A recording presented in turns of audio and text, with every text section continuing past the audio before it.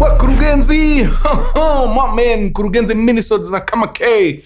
Kabla sijaingia kwa hekaya, lazima nipige shout out to the super customers. Na hii raundi tuko na Rose Muller and Phineas Mureithi. Is it Mureithi? Yes. Rose Muller and Phineas Mureithi, asanteni sana. Nyinyi ndio mliingia kwa site mukavuruga proper. God bless sana. And anybody else mwenye aliingia kwa site akafanya mambo yake, God bless man. Nitawakumbusha tulimove sasa site ni mkurugenzi.ke. Hakuna co.ke. mkurugenzi.ke. Hapo ndio unaingia unafanya mambo yako, tunasikia fiti, tunafurahi. Mali iko kama kawa, sweatsuits, sweatshirt, sweatpants, hoodies, matisho, makofia, nini, tote bags, you name them. Utazipata pale. Mkuru aliniuliza, "Ni Mkuru, hawa sawa nakula shout out, mazeni watu tu wanaingia huko wanawekelea pesa mingi. Sasa sisi samaki wadogo hatutawahi pata shout out." Nikamwambia sasa wachene ni washtue.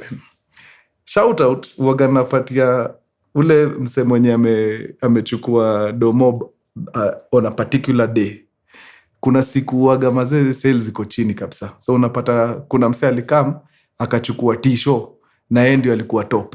Sababu hao wengine walichukua on that particular day, walichukua maybe tote bags, maybe beanie hat. So unapata mtu wa t-shirt ndio ako juu. Anakula shout out yake sababu yeye ndio ako top on that particular day. Yeah. So msiogope, wewe kuja chukua hata kama ni hiyo tote bag ya 900. Unaweza angukia upate wewe peke yako ndio umenunua hiyo siku. Kwisha. Hivyo ndio umeangukia bonge la shout out. Au sio? So si ati ni wale wase wa big bucks. Actually wa big bucks si ati hata wanakuaga wengi sana. No. Naangaliaga tu hiyo siku ni nani ndio ako top. Kama wewe ndio uko top na umenunua tu kofia ya 750, wewe ndio uko top. Unakula shout out yako swafi. Swafi. All right. Now, wangwana, story hii nimepigiwa na mwanadada ambaye bado anasikia uchungu moyoni. Sababu, na hii ni kitu nimesema, wakati unaibia mtu, angalia ni nani unaibia. Sasa ukiibia mtu ambaye anang'ang'ana, maisha haijakaa vizuri, we bado unaenda unaongezea kumuibia, ni nini inakuwaga mbaya na hao matapeli? Simchague watu ambao wanajiweza kidogo. Sasa unaibia mtu bado, mnaharibu guys. Do better, change your ways. Now, huyu binti amemaliza shule nini, ameingia college ya walimu hapo, amemaliza. But unajua siku hizi kazi kupatikana kidogo inaleta segeme na geme. So ameamua kujishikilia. Kuna kuwaga na hao walimu wanaandikagwa na shule. Si wa TSC. Board of Management wanakaa chini wanasema, acha tuongeze walimu 2-3 kusupplement hao ambao tuko nao. So wanachukua watu kadhaa, sasa hao wanakuwa wako kwa payroll ya shule. Hawalipwi na nani? Hawalipwi na serikali. Okay? Sasa huyu mwanadada wetu aliingia kama mwanafunzi wa BOM, mwalimu wa BOM, na akasukuma, alipiga huko karibu mwaka na miezi 7. Aling'ang'ana sana. But anyone mwenye amekuwa kwa hiyo area, walimu, I'm talking to you now. Hakuna kitu mtu waga anaombea kama kupigwa ile kazi ya PNP, permanent and pensionable. Kuandikwa kabisa na TSC. Hiyo ndio inakuwaga ultimate for most of our walimu wenye wanachukuliwaga na BOG, BOM. Na huyu was no exception. Alikuwa anaombea hiyo kitu sana.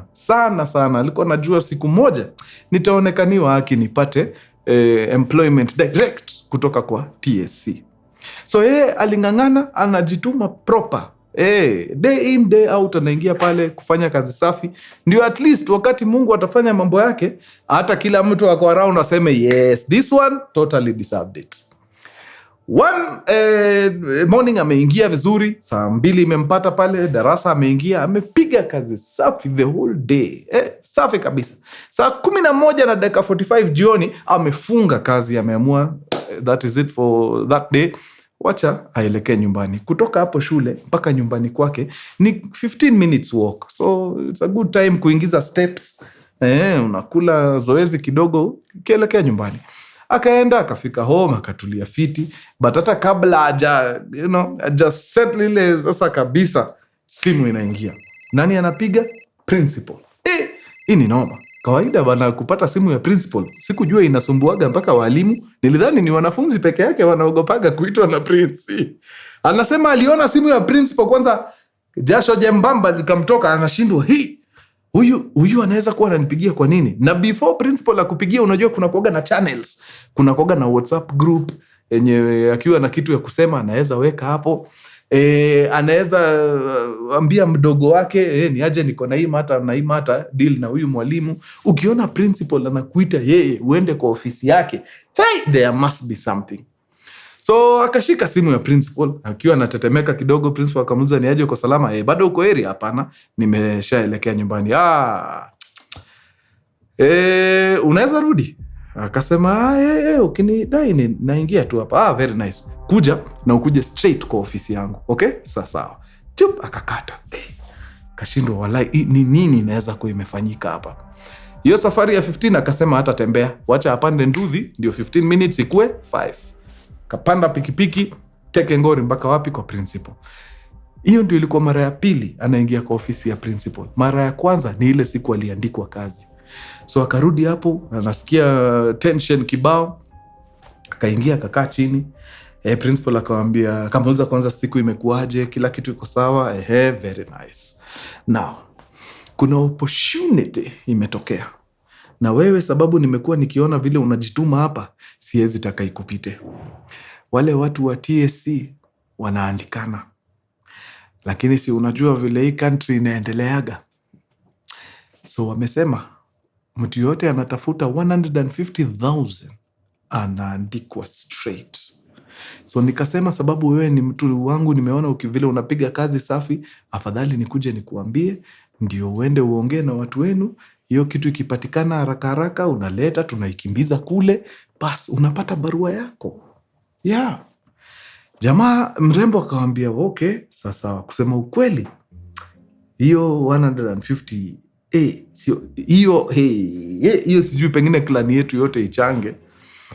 Sijui inaweza pata wapi pesa kama hiyo. Hiyo ni pesa sijawahi hata guza hivi na mkono yangu. Principal akamwambia you are panicking and that is why you are going wrong. Kwani wewe ni wa Manchester? Panic. Fanyaje? Si lazima hiyo 150 ikue yote. No. Si unaanza na nusu kwanza. Wewe enda tafuta 75. Okay? Ukiwa na 75 lete. Sisi tufanikishe nini? Kazi ikiingia sasa lipa hiyo 75 ingine. Kwani si hesabu inaisha? Dema kaona enyewe mbona na panic? Wacha ningangane juu chini nitafute hiyo 75. Hiyo iko sawa principal. Wacha niende kazi kwangu. Principal akamwambia hiyo sawa, lakini hii si mambo ya nisianze kusikia unaambia watu huko kwa staff room principal ananiorganize na kazi. Hapana. This is between me and you. Kuna mtu mwingine anajua hii story. Sasa sawa. Dema katoka na akaenda home. Ile dream, ndoto ya kuandikwa kazi, now it is almost coming to fruition. Akaambia wazazi, relatives, nini, akawaambia nani wangwana, najua nimewakujia na short notice, lakini tafadhalini nisaidieni na 75,000 shillings. Hapa naona nikipona, nikiingia tu TSC hivi, ni hivyo, kazi kuisha. Watu wakangangana, jamaa na marafiki wakachanga, and before long alikuwa na nini? Na ka 75,000. Teke ngori, akaenda mpaka kwa bwana principal. Akamwambia bwana principal, nimeenda nimengangana, nimetafuta ile pesa na nimeipata. Shika shilingi 75,000. Alizirusha kwa simu, hakumpatia cash. Naomba sana hii mambo iende through, sababu unaona nikishapata ile kazi, hiyo mshahara ndio itanisaidia nini? Kulipa hizi maloni. Okay, no worries. Principal akamwambia wewe relax, kila kitu itakuwa shwari. Na mrembo akaenda kuendelea na shughuli zake. Saa hii mazee ako excited mbaya, anajua any moment now barua mazee inaenda kunikumba hapa. Kidogo akaitwa tena na principal. Kaambiwa ni aje, fanyaje, kuja kwa ofisi. Akajua it's about time guys, wakati ndio sasa. Teke ngori toka Daro ingia mpaka kwa ofisi ya principal. Anafika kwa ofisi ya principal, anapata walimu wengine 5 wako hapo ndani. Akashindwa, ni nini tena? Principal akamkalisha chini, akawaambia sasa, nyinyi wote nimewaongelesha na nimewaambia ile shughuli ambayo tunataka tupige hapa ndio nyinyi msaidike. Sasa umefika ule wakati. Okay? Nataka kila mmoja wenu achukue 2 hours. Aende nyumbani, alete documentation. Sababu wakati wa kuandikwa sasa umefanya nini? Umefika. Si mnajua zile vitu zinahitajika? Makaratasi zenu za form 4, mabank account zenu, sijui passport, hizo vitu zote zinahitajikaga. You have them, you know them, and then you collect. 2 hours is all you have. In excitement wale wakasema hata 2 hours ni nyingi. Bwana principal, utatuona hapa after 1 hour. Tutakuwa na kila kitu. Wakachangamka deadly, wameenda wamefurahi. Kila mtu akaenda kusanya makaratasi yake yote. Na wote 6 in 1 hour. Walikuwa washaleta hizo vitu. Wakapatia principal. Principal akawaambia kidole. Sasa ni mkae mtulie. Employment letters. Kuna employment letters ziko hapa, mtanidi kusign. Wakasign hapo haraka faster nini. Basi hizo sasa zinakimbizwa pale TSC. Wafanye mambo yao kule. Kwisha. Sasa nyinyi mungoje kuingia kwa payroll. Mimi nakwambiani the following days ilikuwa tu yani hata lesson inashuka tu. Juu unajua sasa mimi ni mtu nataka kuingia kwa the cheddars. Very soon nitakuwa mfanyikazi wa serikali. Mambo safi. Now kidogo anakama anapata ripoti. Ripoti anapata ni gani? Apart from the 6 of them, which by the way ilimpiga shock, sababu yeye alikuwa anajua ni yeye peke yake ameambiwa. All of a sudden anakuja anapata wengine 5 wameshawekwa kwa ratiba, meaning wako 6. Ghafla bin vu 6 wakageuka 12. So another batch of 6 people walienda wakawekewa, wakapatiwa the same information. Pia wameenda kutafuta nini, documentation zao nini, ndio wakama wapatie principal. But sasa hii kitu inaanza kuharibika, sababu principal wakati alikuwa anaongea na yeye alimwambia the reason why amemwambia yeye peke yake ni sababu the slots are very limited. So she was shocked kuona wengine 5 wameongezwa wakakuwa 6. She was now double shocked kuona apart from the 6 kuna wengine 6 wameongezeka, sasa wako 12. Akajiuliza hizi limited slots, mbona principal anagawa hivi kama njugu?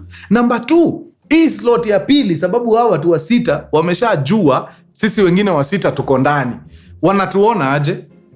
Wanashangaa. Yani nyinyi kumbe mlikuwa mumeitiwa opportunity na hata hamwezi tuchanua. I thought we were in this together. You see, principal anaanza kuwaeka kwa position moja very very uncomfortable.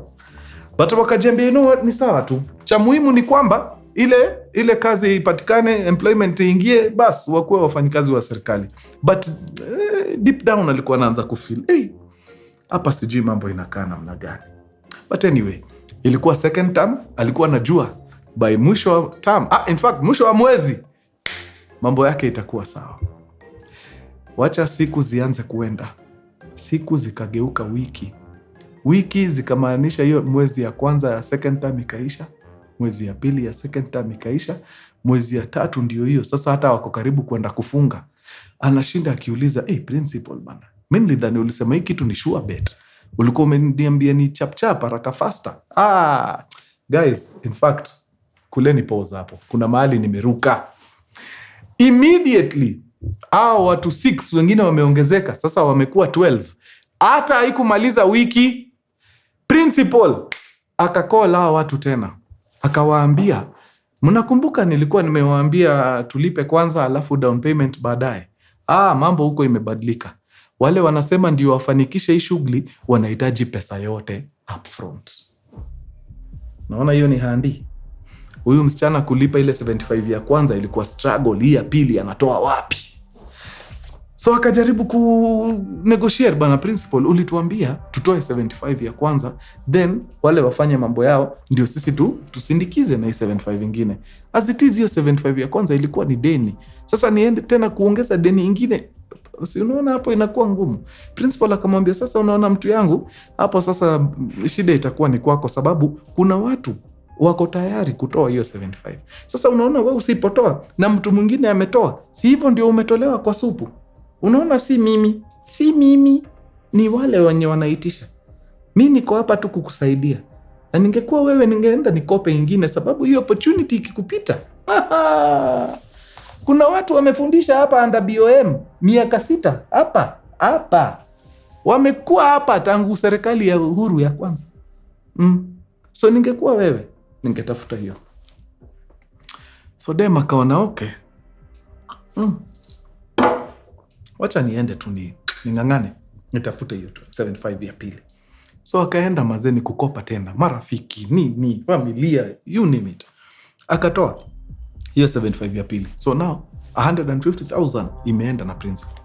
Wale wengine 11 wote wakafanikisha 150 each. Sasa the waiting game ikaanza. Weeks turned to months. Months zikaenda, hiyo term ikaisha. Watoto wakafunga shule, kakaa holiday, wakafungua third term. Bado anashinda tu akiuliza, principal maze, hii kitu tulikuwa tumalize second term ikianza. Sasa hii maze third term ndio hiyo, itakuwaje mtu yangu? Anaambiwa tulia. Alitulizwa hapo. By the time hii term inakamkuisha alikuwa ametii. By the end of hiyo third term ikafika mahali akalose mpaka patience, akaambia principal, hapana.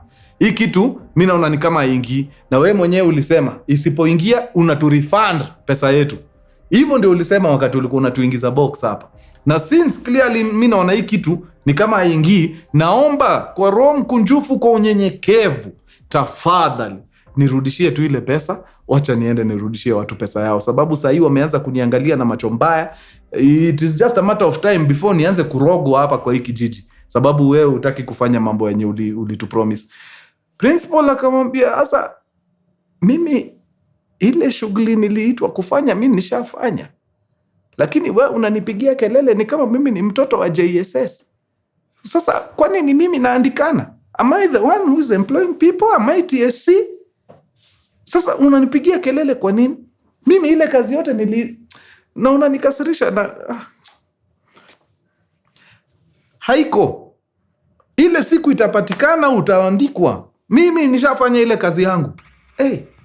The lady akifikiria ni mbaya, ndio ikakuwa mbaya zaidi. Principal akaacha hata kukujaga shule. Aonekanagi. Juu kila mtu anamhanda. Wale wa set 12. Pressure, inject. Principal akaamua, nyinyi fundisheni. Mimi nitakuwa tu nachukua mshahara mwisho wa mwezi. Until ile siku mtajifundisha kunyamaza. Luckily for some of them, TSC wale kama waka advertise wanataka walimu, na priority ilikuwa inapatianwa watu ambao wako na ujuzi wa sayansi. So science teachers waka apply hapo mbio. Out of the 12 wenye walikuwa wameingizwa kwa hii scam, 4 wakabahatika, wakapata angalau maze 150 yao ilienda, lakini at least walifutwa machozi. Walikuja wakapata barua by other means. The others, I don't know. I think 2 walienda kutafuta greener pastures elsewhere. Wengine ni kama waliboeka wakaachana hata na hiyo mambo ya ualimu.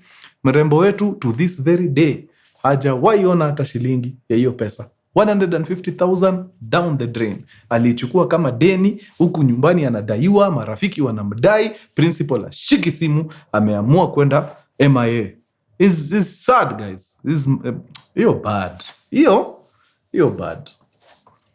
So mpaka leo ako tu gizani. Bwana principal, kama ni ukweli hii kitu ulikuwa unakimbiza TSC, niko sure kuna mtu ulikuwa unapea huko TSC. Si hand over huyo mtu kwa huyo msichana. Hand over huyo mtu. Kama hakuna mtu TSC, history yote ya TSC ni uongo, ambia msichana ukweli na umrudishie pesa. In fact, uwarudishie pesa zao. Yeah. Also, sijui kama it's now standard practice. Nasikia kuna watu wanatoa hata 1,300. 350 ndio wapate kazi huko kwa corruption manze. Okay. Wale ambao mnakuaga na mashule na mnataka mwalimu ambaye amejitolea, ni mwalimu wako sawa, anafanya kazi kwa ujuzi, mnaweza actually nitawashikanisha aje juu pia sitaki kuweka contact zake hapo alafu ni muweke taabani. Andikeni tu hapo kwa comments kama mna kitu mnaweza msaidia. Ni mwalimu mzuri sana. Mimi nitajua vile nitawaorganize. Wenye wako na pesa yake wamrudishie. If it's not too much to ask. Haya, cheni nifungie hapo. Mlikuwa sawa. Ni watu wa nguvu. Adios muchachos. Peace. Hey. Anza kuibiwa mpaka na principal. Na mtu wa gate atakufanyia nini?